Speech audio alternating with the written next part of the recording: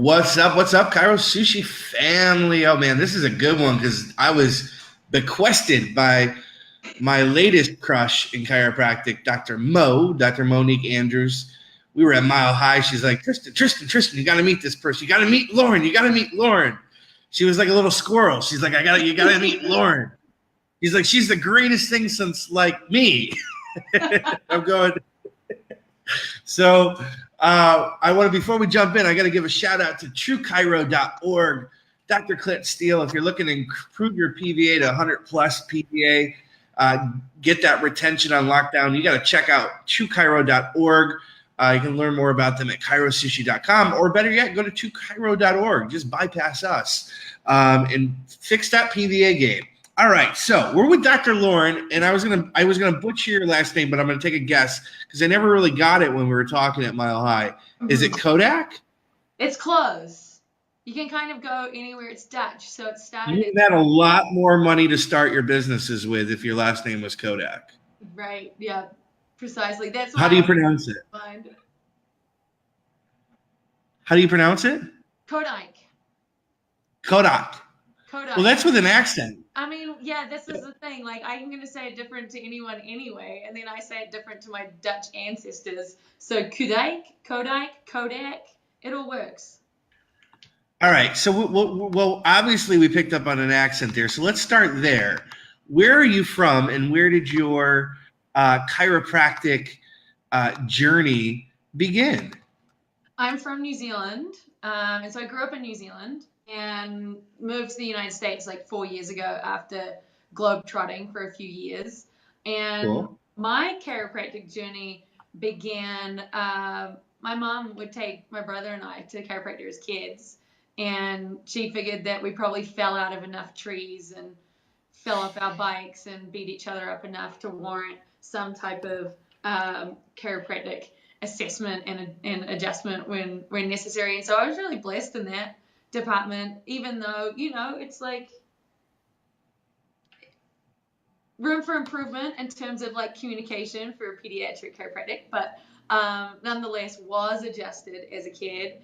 And then kind of in your head, you're going back in time and going, wow, they could have done so many things better and different. Is that what you're thinking? Oh, hugely. Well, fuck, let's get raw. Okay, let's just dive right in because we're gonna go bounce all around.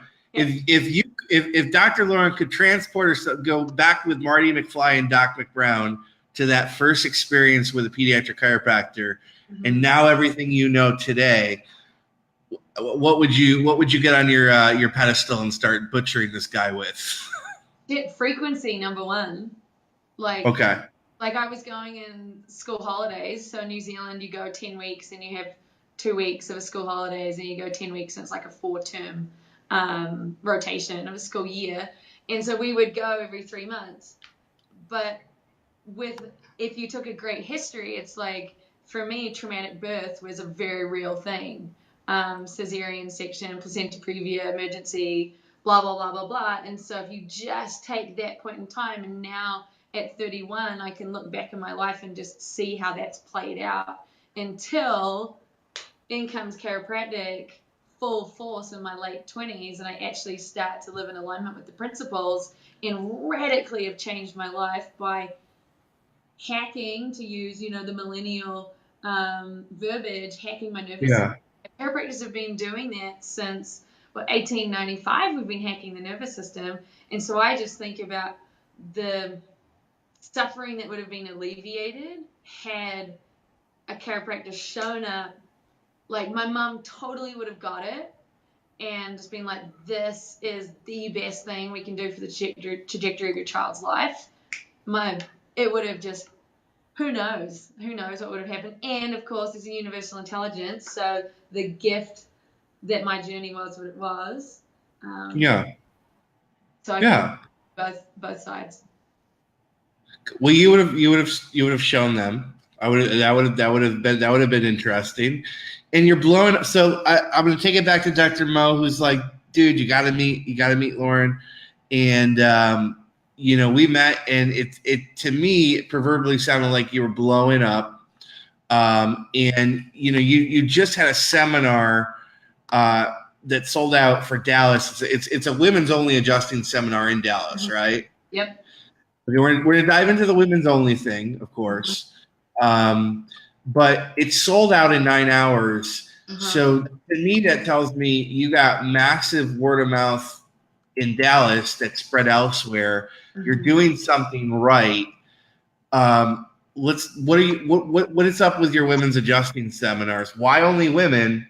And what do you think you're getting right that's drawing people in uh, from any standpoint? Yeah, totally. I can run with that. Um, it's really been it's been a blossoming of just my own chiropractic experience where I had phenomenal educators and phenomenal adjusting mentors, all male, pretty much. And so I would watch them, and I have an athletic background, and so putting the kinetics together is not a far reach for me, but there was certain things that the limit of matter, I was like, I just can't. There's certain things I have to tweak, and so over a period of time, I was working very closely with John Martinez with the Numa seminars, and I was staffing with him when I first moved to the United States, and there were certain things that I needed to adapt. And so, what the NECAL Women's Adjusting Seminars have birthed are these key principles that can be applied to any adjusting technique. So, it's not a technique, it's like, hey, ladies, let's tell the truth to ourselves. Our bodies are different, our minds are different. The way we, that's where it starts in the physical realm, right? And then the reason why it's so successful is because I meet them where they're at. What I know to be true is that to learn, you need to feel like you're capable. And most teachers leapfrog, they don't set the tone of the room. They don't make sure that their audience is actually engaged in the proper brain state to be able to upload information and feel like they can apply it. So a lot of what we do over the weekend that makes it so transformative is it's you first, chiropractic second. Because if I can get you connected to your power, then the chiropractic adjustment, the delivery of that power through your own nervous system and into someone else's becomes effortless because literally we've got the resistance out of the way. And with women, the resistance is negative self talk, not trusting themselves, Mm-hmm. debilitating self doubt, past history of fear. And so what we do is instead of having this all playing out in the unconscious mind, and what we know from Bruce Lipton's work is anywhere between 80 to 95% of our life is governed by our subconscious. So what we do is we take these big sharks that are hanging out in the subconscious mind and talk about them, make it very normal. So when we go around the circle, you've got 30 women saying the same thing. So all of a sudden the women are like, oh, it's not just me that feels like I suck, is fearful that I'll never get this, have had all of these bad experiences, don't feel like I'm big enough, strong enough, um, and we bring it all to the surface. And in doing that, the magic starts to happen. And then community develops. They start to support each other and hold space for each other. And at that point, I'm just keeping them in the lane because they've had good teachers. It's not the fact that these women in our profession haven't had good teachers.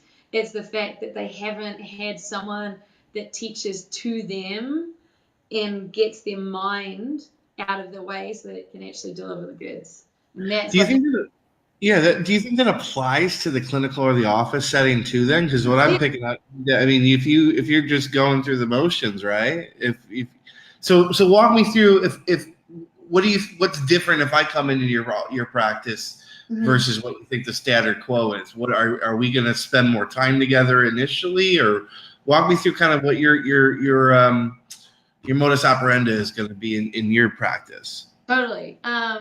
So when you come into my practice, you're going to spend a lot of one-on-one time with me, especially in the beginning. And what that looks like is the person that walks in the door is the educated mind. Right. The part of you that I know I can access and need to access is innate. So there's certain things that I have to do to tick the boxes of the innate, of the educated, sorry, to make sure that we turn that alarm system off. So it's going to look like at least something that the general public would expect when they walk into a holistic alternative practitioner's office. So we sit down, we still do case history, we still do exam and things like that. You get adjusted on the first visit. You get at-home recommendations. I talk to you about why you've got to where you are. But the whole thing is that I know that for me to be as powerful in your life, I have to get to innate, which means I just, as quickly and efficiently as possible, I need to tick the boxes of educated. And so building rapport, all the women that I mentor, number one, you got to build that relationship so that they trust you. And that's not you coming down or morphing into something that you're not, that's staying in your truth and holding your patient in a very contained environment where they feel heard, but they know that you're going to do and deliver what's quote unquote right for them. And so you got to meet them where they're at. If they come in with XYZ of a complaint, I'm absolutely going to speak to that because I know that the quicker I can deal with that, the more we're just going to be able to actually address the nervous system, which is the gateway to the brain. And once you're in the brain, it's like everything changes. And everyone wants chiropractic. It's not a hard sell. We're talking to Dr. Lauren from Nick Out Chiropractic. She's got a variety of things cooking up. I want to tell you guys about November 10th and 11th. It's in Atlanta, Georgia, right outside Lakeview. I'm sure that's going to go quick. There's a women's adjusting seminar there, and you have a retreat that you're scheduling in Mexico, right? Yep. So we go to Mexico every spring. Okay. And is this a mission trip, or what does that trip to Mexico look like? It's in the same vein as all of the other NICAL offerings. There's both. Okay. You know, it's like absolutely you're getting about 20 hours with hands-on with the community, and then you're also getting an enormous amount of self-care education as to how to look after your own nervous system. So every morning starts with meditation, yoga, morning practice. There's a lot of kind of family time around the meal. There's a lot of beach. There's a lot of falling asleep in hammocks. And because if you're not serving, you know, it's the old saying, it's like you can't serve from an empty cup. And so I fill these women over that 7 days and give them just enough hands-on to kind of slingshot them into clinic. The good, the bad, the ugly, the beautiful, whatever your perspective is on where the students are at with their relationship to chiropractic, to the philosophy. Obviously, you're helping them with technique stuff. What is your current? Really, you got one of the best viewpoints I would say in the industry right now. What do you think's going on overall with students? What should we be looking for? Because I see there's a lot of fear, and there's always been that. Well, these kids don't know what they're doing; they're not getting the philosophy. Good thing there's people like you guys coming in. But what's your take on where the students are at across the board? The biggest thing that I'm currently seeing in the student body is they believe something is happening to them that shouldn't be. So their suffering comes from they think the chiropractic student experience should be different. And so I'm getting they're angry. They're really angry about the educational experience because they're looking at it. It's just like in business. If you take too much of a small viewpoint, you can't see change. You don't see how that strategy is playing out. And so what they're lacking is this grander perspective of their chiropractic journey. And they're not understanding that chiropractic school, albeit with its flaws, is freaking perfect. And of course, it's uncomfortable. It's like you're about to launch into a profession where you're this lighthouse on your patients and on humanity for them to grow and change and live in a different way, express their full potential.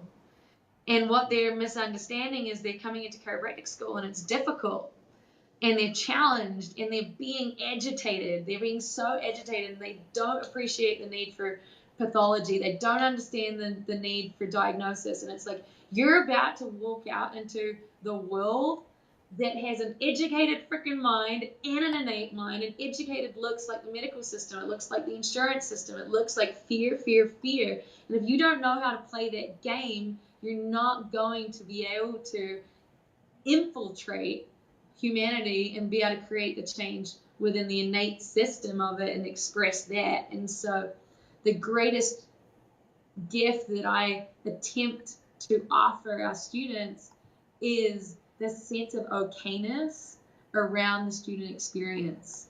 Yes, it's difficult. Yes, you feel you don't see the gift in some of your classes. You don't see how it applies, but something magical happens. You turn up to chiropractic school day one, you don't know anything, and then you graduate and you're an enormously valuable member of your community. And if chiropractic school was this easy breezy linear thing that didn't cause you to like really rattle your gray matter, then you wouldn't change. And so again, what is important to me is to give these students strategies so that this squeeze of chiropractic school doesn't turn into trauma. It doesn't turn into something that they don't bounce back from and they quit practice in 5 years because they've never filled the tank. It's like, let's accept what is. Yes, this is difficult, but you knew it was going to be. You didn't sign up for chiropractic school thinking it was going to be easy. No one does. But let's make sure that you create a sustainable practice so that you can keep your nervous system operating at a high level, so you can keep operating from higher brain states. And it's so totally dependent on our brain state as to how we see the world. And if you start to be able to live in your higher brain centers, you start to see possibilities, you start to see synchronicity, you start to see harmony, and you stop fighting against life. And that if you can give someone the gift to stop fighting against life, it's like you've given them their life at that point. Love that. Love that. We're going to do some weird questions, some name association, word association. Are you ready for that stuff? Totally, sure. All right. We'll start with Dr. Mo. First thing that comes to your mind when you think of Dr. Monique Andrews. Incredible wit. That humor. She creates so much joy in my life. I'm going to go across for you. Australia. Oh.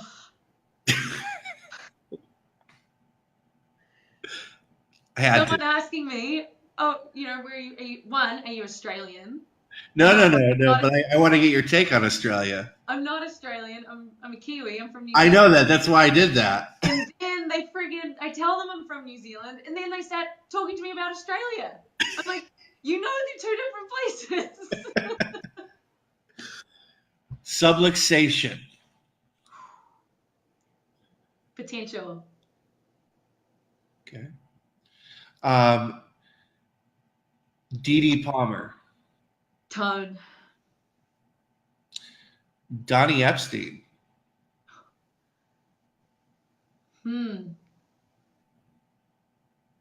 Pushing the limits. Creating expansion. Female chiropractors. Future.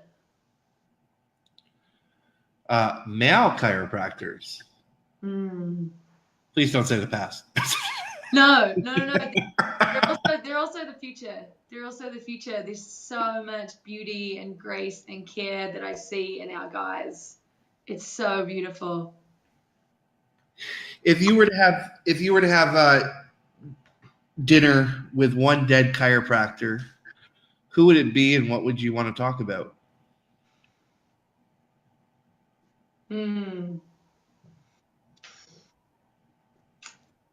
If I could sit down with Sue Brown again, I had a lot of time with Sue when I was a student. She would fly down and teach in New Zealand, and I'd spend proportionally, probably a lot of time with her. And if only the questions I have for her now, being a teacher, being someone that's exploring the tonal realm and what's possible in chaos theory, that woman had an understanding of the evolution of humanity with chiropractic is the number one strategy, I think, for expanding consciousness. And I don't know anyone I would rather sit down with than Sue to ask some pretty big questions. You've done a retreat in one of my favorite locations in the world, so I'm going to ask you what your feelings are on Big Sur. Oh, the ocean. You know, I live in Denver, Colorado now. I'm like, since when was a Kiwi that grew up on the beach going to be in a landlocked state with the Rocky Mountains? So the coast, Pacific Ocean. Mixer. Different roads to the same place, man. Medipractor. Ugh, confused. If you had to choose a side, would you be DD or team DD or team BJ? Team DD. Okay. All the way. All right, you're in an elevator in Miami, Florida, June. You're at Cairo Sushi Summer Camp. You got a bourbon in hand. You're heading up to your hotel room, and you got a. We'll say we're going to go with, which I just found this out. This is interesting data. There's 81 students at the new Florida Chiropractic School, which is not accredited. I forget what they're called. But they're the one that's just started, and they got 81 students anyway. Let's say you got a student from there or from Palmer or someone, and they got 30 seconds with you, and you're gonna and they just say, "Hey, Dr. Lauren, I'm about to launch out. What would you tell them? What would you share with them?" Number one.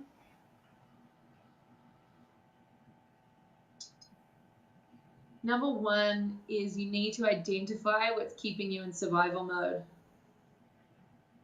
Because that's keeping your nervous system in a really rudimentary operating system. And number two, pursue your own happiness at all costs, because that is what will keep you in love with your life. It will keep you in love with chiropractic. It'll keep you showing up and being able to be there for others, because the motivation to help someone else greatly dwindles when you're not happy in your own life. You know, it's like, I'm not allowed to swear on this thing, but oh no, you are. Oh my God. Oh, okay. Well, be like, fuck you. Yeah. I don't care. Like, I'm not here to help you. Like, look at my life. I'm miserable. You're not gonna show up and be the greatest chiropractor if you're not massively fulfilled in your own life. So that is like number one, what's keeping you in survival mode, and number two, just stride in the direction of your own fulfillment. Beautiful. Beautiful. I have not been to New Zealand, but I've been to Florida and I've lived in California. I'm assuming you've been to all three locations. Correct. Which has the best palm trees? Oh. I'm partial to California. I think California. But now you're actually named after the palm tree in New Zealand, which it kind of siphons up, or does this? It does. The Nikau palm. Mm-hmm. So what was the meaning of the naming of Nikau for? What was that? What was that correlation to you? It was, I'd been traveling, so I graduated in 2011 and spent a lot of time in Southeast Asia backpacking, and I was adjusting at an ashram and doing lots of different things to fulfill my soul. And then I took a job in England. It was absolutely miserable. The only decision my whole career I've made for money, and I learned my lesson. No palm trees there. And then eventually circled back to the United States. And so I'd been away from New Zealand for like 5 years at that point in time. And to start your own practice, it's like you're literally planting a seed of yourself, your expression of yourself. And for me, having a touchstone to New Zealand was really important. And so I love that I've been able to, because it's not this or that in the world. It's not this or that. You can't have New Zealand if you're going to live in the United States. You can't have, practice if you want to teach. It's like absolutely not. You can have all of it. And so I think I've certainly fulfilled myself in keeping New Zealand, waving the New Zealand flag while living in the United States. That's awesome. I want to thank you so much for hanging out, sharing with Yeah, us. We got absolutely. Nick out Chiropractic. You guys can go. We have the link on the overlay, nickoutchiropractic.com, and you can check out the upcoming events. The big one coming up is in November. It's a women's adjusting seminar, November 10th and 11th, in Atlanta, Georgia. I want to thank TrueChiro.org for being the sponsor of this podcast, SushiCast, today. Thank you so much. You rocked. Yeah, thanks, Tristan. Appreciate the opportunity. Yeah. All right, guys. We'll see you around whenever I decide to turn this thing on again and start spouting.